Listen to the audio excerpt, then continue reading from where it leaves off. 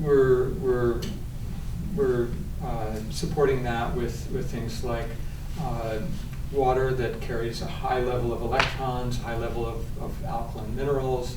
We actually want to use that even in phase 1. That's the water that defines the phase 2 terrain, and it helps to bring the body into phase 2 from phase 1. In fact, that's really the water that we need no matter what our terrain is. It's we call it antioxidant water or micro water. There's electronic systems that are designed to make that. But water that's high in electrons actually has a negative electrical charge, where the water that's available in the tap generally is going to have a very high positive charge. That means it's an oxidizing agent. That means it's aging us. Age isn't just from time, it's actually, there's causal factors. And the biggest thing is oxidizing agents like chlorine, fluoride, that unfortunately, well, they're used in the water for a reason, but we want to take them out of the water before we drink them for a reason. It's like taking the wrapper off before you eat that food. If it's not real food, it's packaged, you want to take the package off. Some people joke about it, say sometimes there's more nutrition in the package, but just fiber. When the body is in phase 2, it's able to start using the energy that's now rolling and use that to repair the structure of the cell. The structural elements, as in like the cytoskeleton or the cell membrane, but also the structures of enzymes, which are the functional parts that make the work of the cell happen a lot more efficiently. The enzymes are basically catalysts. They take a chemical reaction that happens in life and they speed it up by the old model is a lock and key model. It says that these pieces come together in space, and it's true that they fit in at like a lock and key into the enzyme. But we're finding out also that not only enzymes, but hormones and especially hormones, communication molecules, neurotransmitters, they also work energetically, like a car door opener that works on infrared beams of energy. So you push the button here, the beam of light comes out even though it's invisible for infrared, and there's a sensor that picks it up. Well, there's a quantum energy transfer. For example, insulin is a good example that's been studied. Insulin, they found in research that even though it fits like a lock into the key for the insulin receptor that allows sugar into the cell, it actually stimulates 8 different receptors at the same time. So it's obviously sending a resonance signal through that layer of energized water, which is in physics, a coherence domain. It's an area of space where the electrons are not like separate electrons. It's like a cloud of electronic energy, like a sea of energy that can carry signals, kind of like a superconductor. It just carries those signals very, very efficiently, so that when the insulin comes at the surface of the water outside the cell, that energy signal is transmitted to a number of different channels, and it works much more efficiently. So the lock and key would work when our energy is down, but the sort of the laser-like effect of in enzymes you'll have often a metal, a mineral, or a vitamin that has a certain energy resonance.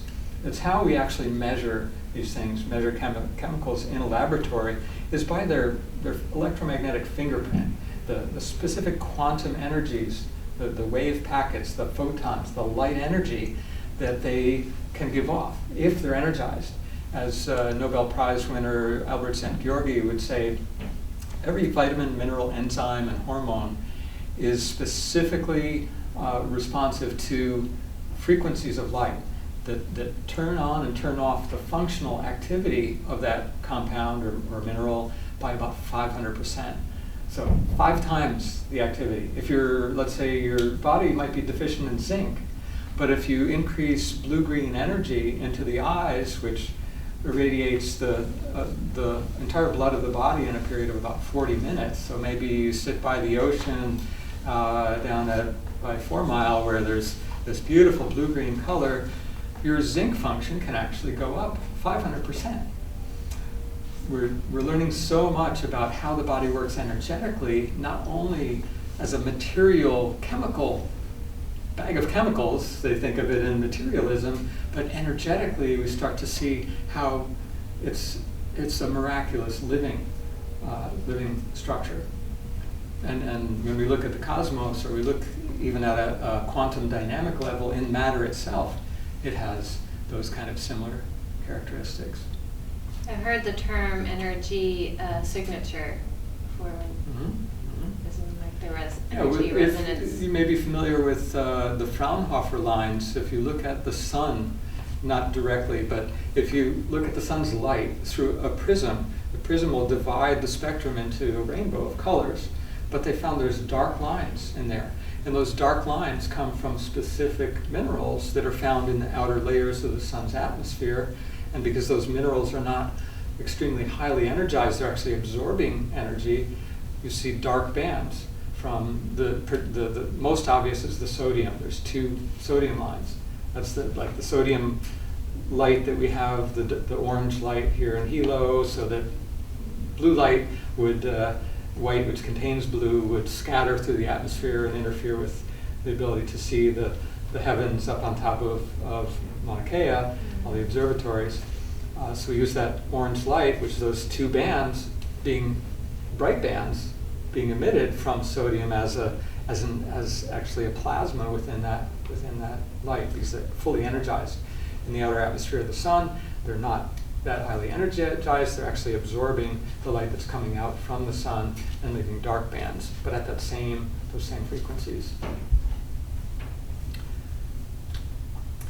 So to summarize, in phase 2, we are rebuilding the cell. The cell has been, in phase 1, it's been in lack of repair for a while, and we've restored the energy, so now we can use that energy to build.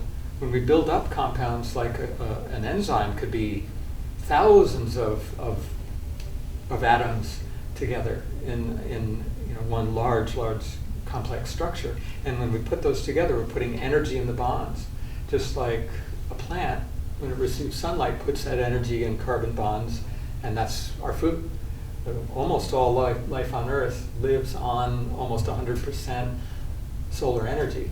There's a few bacteria, extremophiles, they call them now, bacteria that live deep in the ocean, often around fumaroles, vents, volcanic vents. They can live on sulfur, some live on heat, and everything else is living on sunlight. So animals eat plants, or other animals eat the animals that ate the plants. The energy in those chemical bonds is from the sun. So when the cell is now fully functional and healthy, then it's ready to shift gears completely, go into phase 3, which, when we were talking about illness, it was fungus that was breaking down dead matter in our tissues, doing the recycling job. Well, now, if our cell is fully functioning, its enzymes are working and its energy is up. As that layer of energized water, that water battery on the outside of the cell grows, it actually literally pushes any toxins and wastes out into the lymph, an open-ended vessel. It's like into the circular file it goes, and that goes in the left side, left shoulder area, that then dumps into the venous blood, and that goes to the heart, pumps to the arterial blood, pumps to the kidneys, and filters out in the urine. So we clean out the tissues just by energizing that water. We've known for a long time that movement is very important for moving the lymph. Well, now we also know a second mechanism that we can use to push that lymph, which is just getting our energy level up in the cells. So when we do that, now we have clean space. If we're missing cells, if some of the cells died, and that was the dead matter that the fungus was growing on in phase 3, on the way to disease, on the way to health, we're going to restore those cells. A healthy cell is a perfect candidate to go through mitosis and make 2 cells. And those 2 can make 4. Those 4 can make 8, can make 16, can make 32. And in fairly short order, you can restore literally trillions of cells. We know with the liver, for example, if 98% of the liver is surgically removed and there's 2% left, and the conditions are right. If you're in phase 3, conditions where the body can produce those conditions of healing, any wound healing, you need those conditions locally, that you can grow back a new liver. All the glandular tissues are able to regenerate.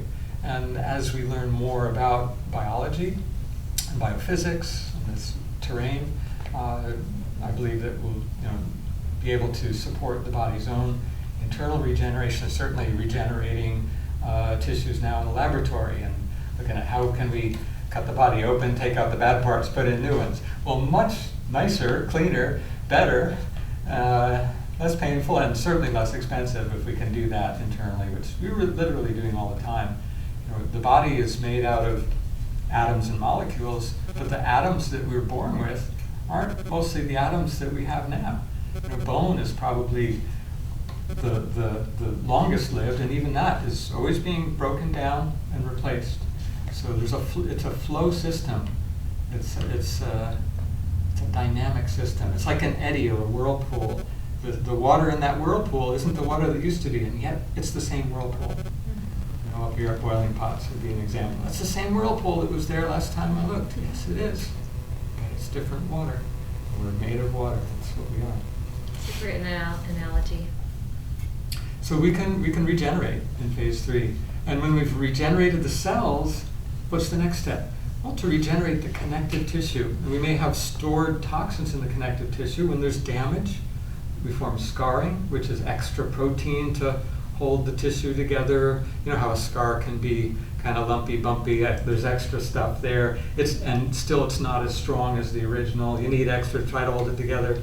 The body can break that down and replace it with more like the original design. And ultimately a scar can be reformed into healthy normal tissue, which you always have better circulation through normal tissue than you do through a scar. Another reason to try to work on the body's own healing mechanisms and stimulate and support those to work faster and more efficiently versus resorting to surgery, which, there's times we need it, but the goal would be that we would never need to do surgery. In ancient China, their philosophy was to never cut the body intentionally unless it's your enemy. In fact, that's how they learned acupuncture, was through war injuries. They were spontaneously, injuries spontaneously happening, and the emperor had the sages write down all their notes about, it had a puncture wound here and it affected these functions and these symptoms, this got better, that happened, and from many observations, they made a tremendous systematic science of understanding, in of course their cultural terminology, how the body works. And it's really from an electrical point of view. In fact, there's modern research now where they've injected radio-opaque dyes. I don't recommend doing this at home, but in the lab, they inject a radio-opaque dye, take photographs, like an X-ray, that would show the dye actually traveling along the meridian in the direction that the Chinese said the meridian flows 5,000 years ago. They were able to determine that. And at every acupuncture point, it would form a little circle, just like on the sculptures that you see of the man with the dots. The dots actually are there. What are those dots? We now know that those are a structure in the body, a histological or cellular tissue structure that we call a neurovascular bundle, a bundle of an artery, a vein, and a nerve. And the dots form because where there's an artery and vein and a nerve that go from one compartment, one tissue area, like sort of our body is cellular at different levels, like matter and the universe are cellular at different layers. So if we go from a single cell to a tissue of many cells, that tissue will generally be wrapped in connective tissue that's an electrically insulating layer, a layer that keeps fluids and electricity, electrolytes from flowing through. And so it channels, and that's what they call them, channels, or acupuncture meridians. Meridians are all channels. And so, but they're channels that aren't absolutely insulated. They're partially insulated in the living system. So when we measure that to measure the amount of light energy that's ionizing the chemistry of that channel. It doesn't work like a wire. We're not technically measuring resistance like on a wire. It's called impedance, where there's this more complex terrain that the electricity is flowing through. But it does tend to follow the channels and the directions that they observed in classical acupuncture. So we can talk more about that another day too, and actually demonstrate how we can measure the body's energy in these flow systems that they're holographic, they're fractal, they like the homunculus, we call it the little man homunculus on the ear, where ear acupuncturists, the Noget school in France, can treat the whole body on the points in the ear. In fact, the little point where people put their earring, that's the eye point. And that was used traditionally for a long, long time by sailors. Would have a gold earring. Gold is stimulating, its energy, its fingerprint. And they put that in one ear. And their experience, the lore was that would stimulate the eyesight and they'd be able to see land sooner. So there's some interesting, and they're using the eye point, even though that was a Western approach. It's confirmed by the Oriental observations. Yes, I believe today in Russia, in conventional hospitals, the doctors use pulse checking to diagnose, and it's commonly accepted that's how you diagnose. Yeah, certainly in traditional Oriental medicine, and I've also read about some of the top practitioners of homeopathy in India. There was one who, that's how he did it. He could feel the pulses, he could read the pulses, and what he would be able to do is, because he's internalized his knowledge of the energies of the homeopathic medicines, he could actually interview the energy of the body and say, what about this medicine, and feel the pulse reaction and find the one that, yeah, that's okay, your body responds to that medicine. There's some very subtle communication that goes on, that when we start realizing that our consciousness is like a small radio signal, and there's this huge television network that's going on all the time of information flow, so that we can digest while we're talking, or we're doing all these things simultaneously, that we're not having to think to breathe, fortunately, or we wouldn't be able to sleep. So the body has a lot going on, and we can begin to communicate with those unconscious systems of biocommunication as well. And there's many ways to do that, many ways, and that's wonderful. There's a lot of freedom in that for different kinds of health practitioners or caregivers, or for self-care, to be able to tap into the knowledge that our body has, not just the limited knowledge. No matter how good our science is, we have limited knowledge. We will always think that we know it all. That's the nature of consciousness, is it's a container, and it knows what it knows, and that's all there is. How do we know what we don't know? We can't know until we open the container to find out more. And that tends to happen when we get so overloaded with things that we can't quite deal with, can't quite figure out, that we realize, this is what Piaget saw in child development, that we go through times where we have to let go of the old model.